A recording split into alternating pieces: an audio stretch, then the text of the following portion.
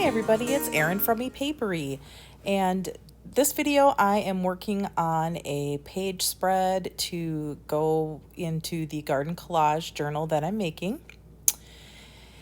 And this particular page came out of a auction house catalog for Impressionist art, and I had already done some collaging around the borders on this side of the page.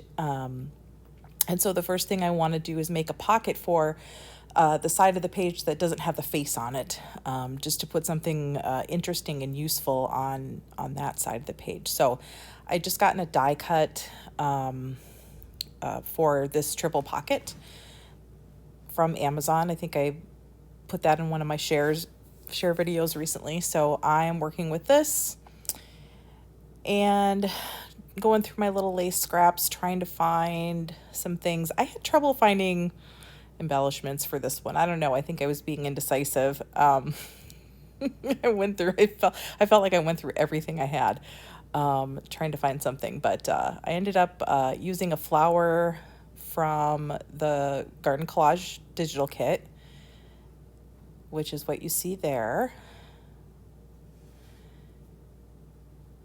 And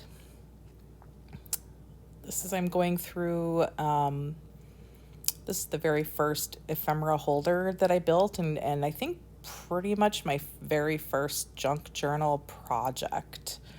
And it's functional for the most part, but I am starting to outgrow this and moving into some other systems. So, but I found a sweet little die cut and a sunflower postage stamp that I thought would be really cute with this. I'm trying to bring some brighter colors into this journal and not make everything quite so dull.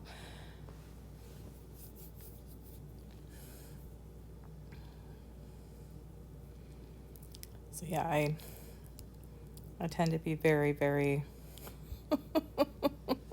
indecisive. There's a little, when you buy the skeins of embroidery floss, that's one of the little bands that comes around the skeins. I started saving them because I thought they were kind of vintagey looking and cute. So I pulled one of those out. That little circle is a round from the Boho Blooms digital kit. And I think at this point I'm just kind of looking for possibly some extra little flowers or something. And I think in the end I decided that what I had out already was enough. There are also some butterflies printed on the accent paper, and I didn't want to cover those up. So I think I just kind of stayed with what I had. There's a little label there too, a couple little labels that I pulled out of my ephemera book.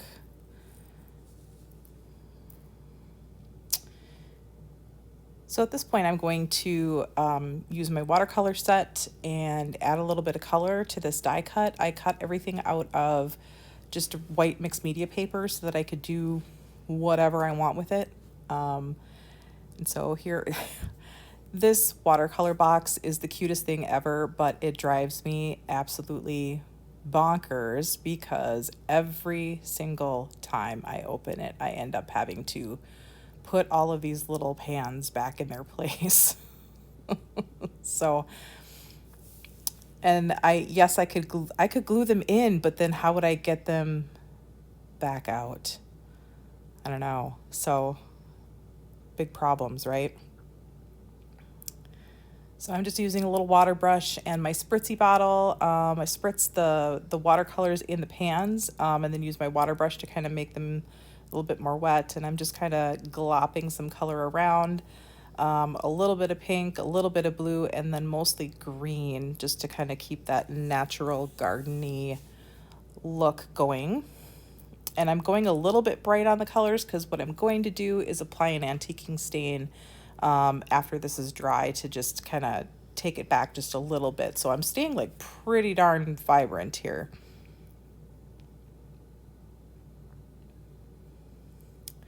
Take my heat gun and just give it a little quick dry.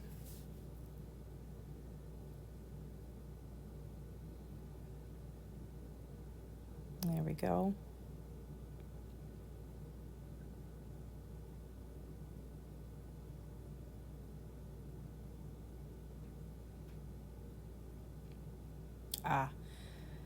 This one, I'm kind of like, yeah, I have a little scripty stamp. I put a little bit of stamping on there. I'm not sure if that really did anything for it or not, but we went with it. Here's where I'm using my homemade coffee dye antiquing stain. Again, I got this idea from Joe's Jersey Journals. She makes her own stain.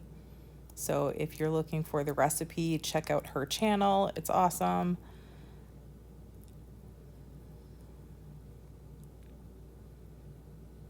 I'm going to antique also that little flower and that little round just to knock that white down a little bit.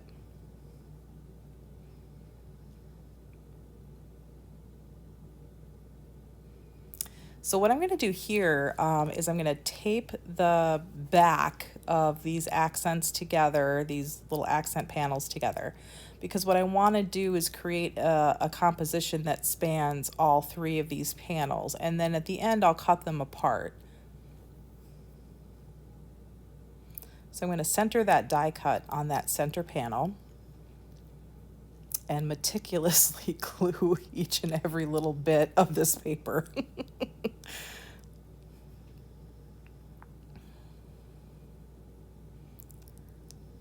All right, get that the right way up, center it, and tap it down, wipe around, wipe the back. Perfect. I'm going to start inking the edges of everything. I think this is vintage photo. It could be walnut stain.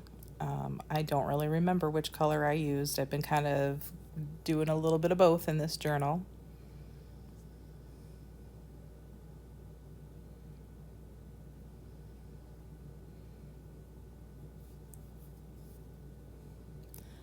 So I'm just quickly inking all the pieces and playing around with the layout of everything. I'm going to take that label apart.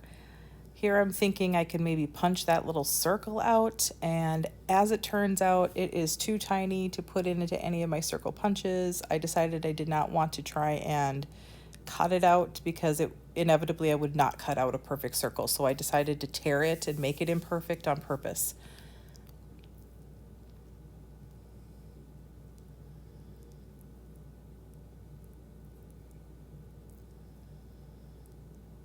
So I'm just kind of playing with the layout here, wondering what I want to do. And I'm starting to glue things down.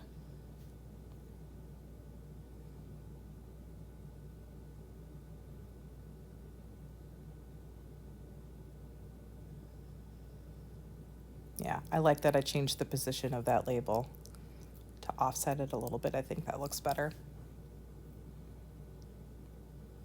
Okay, now carefully peel the tape from the back. And then I'm going to cut these apart.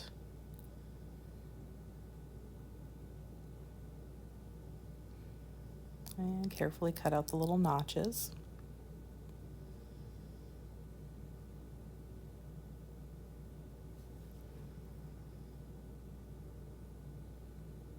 And ink all the edges.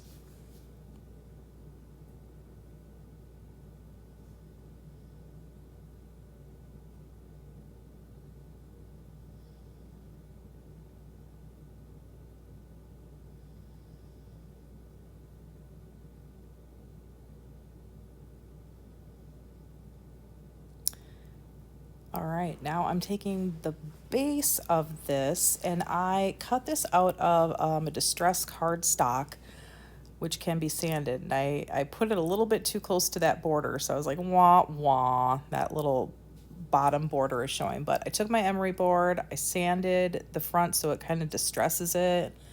Then I'm taking my ink and distressing it even more. I really got that bottom to kind of blend it in a little bit, and I think it turned out pretty well.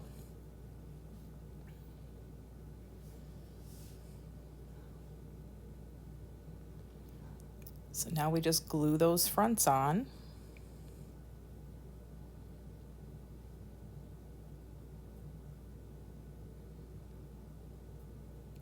I was going to sew this, but actually the die cut has like little sewing marks on it.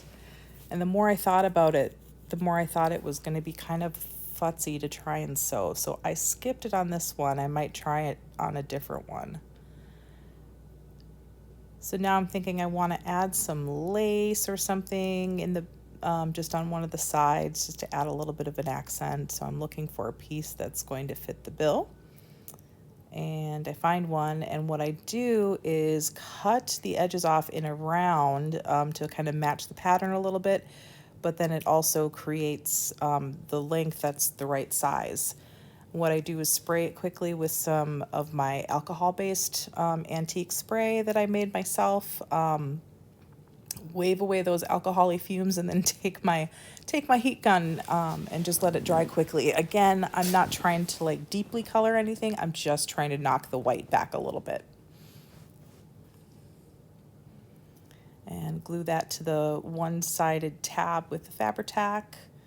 Put Fabri-Tac on top of it to glue it down to the page, and then I use my art glitter glue for the other two tabs. And just glue it down. Okay, so now what to do with this center spread. Take my clear gesso, and I am painting all over this page surface with the clear gesso. It goes on milky, it dries clear, and what this is going to do is it's going to take off that glossy finish that's on this catalog. It's also going to add the texture of the brush strokes, which I think looks cool, especially when you've got pictures of paintings on there. And it's also adding a grit just in case anybody wants to write or use any sort of medium on there.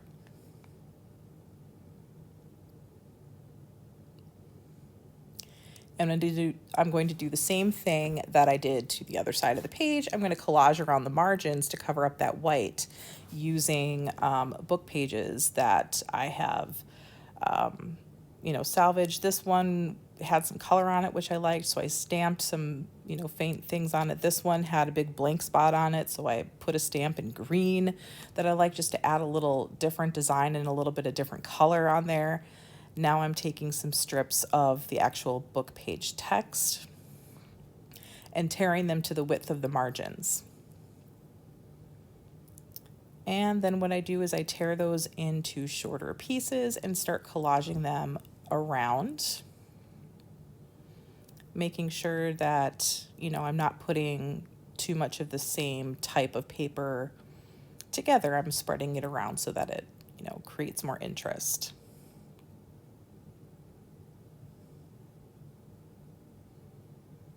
I'm not looking for perfect edges here.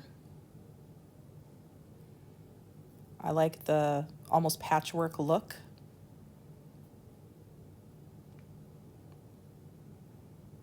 Yep. More interest, tear that one down to size and glue that down. And a little piece for the end. I'm leaving the other end open on purpose, and you'll see what I'm going to do there. So now I'm going to take some pieces of washi tape to add even more dimension and interest. So that piece a little too wide, and I don't like the straight edge. So I'm going to tear it up a little bit and put it back down. And I'm putting these pieces of washi over the edges between the book pages, so it creates just like another color break there between those two similarly colored book pages. And then I'm taking some more narrow washi tape and putting it over the top across the edges of the other papers, just to create, again, more dimension.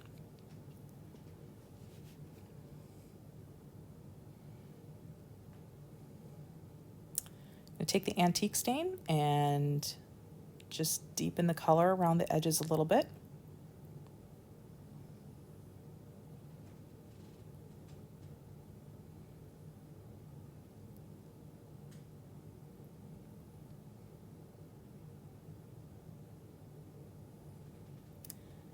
So what I want to do for that edge that I left open is create a writing spot. I thought of putting a pocket there, but I thought, I have a pocket on the other side, so let's just do a writing spot here, but I'm going to use ledger paper instead of just plain coffee dyed. It'll add color, it'll add kind of some grid and line work, and just add some more interest.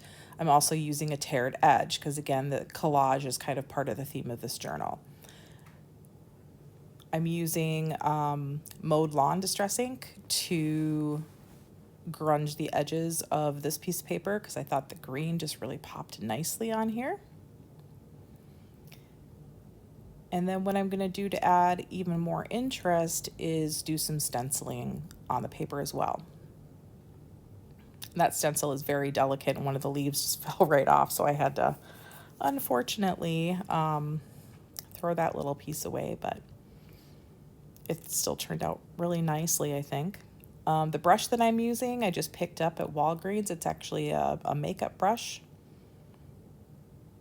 that is retractable, and I just keep it mostly retracted. And it works very, very well as a blending brush.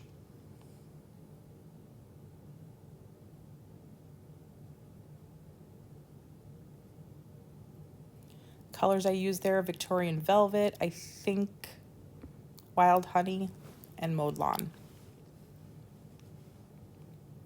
Sewing break, I did a little bit of sewing on the edges just to add some accent, and now I'm taking, again, some brown. I don't remember if it's Vintage Photo or walnut stain around the edges to just grunge them up a little bit more, and I am going to glue down this piece to the edge of that page. I gotta check to make sure I know which end is up. And take it down, and then I realized, oh, I've got this big margin on the one side, so I kind of recentered it a little bit. Take my quote bone folder tool, it's not made of bone, but plastic scoring tool, and tamp that down a little bit. I'm taking my art glitter glue now that the stain is dry, and I'm just re-gluing some of the edges that came up. Cleaning everything up a little bit, making sure everything's stuck down really nicely. Cutting off the strings from the sewing.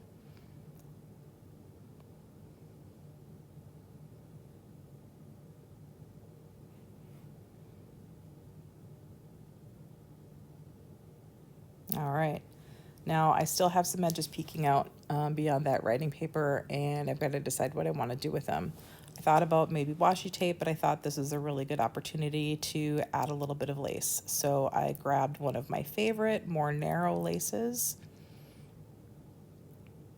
and just cut some pieces to pretty much just fit the paper. I did not do anything at the ends of the lace to finish them off really. I just kind of left them the way they are. They may stay like this, or I may do something later, I'm not sure. But for right now, that is what I have done. And I think that'll just add a nice touch once that's bound into the cover.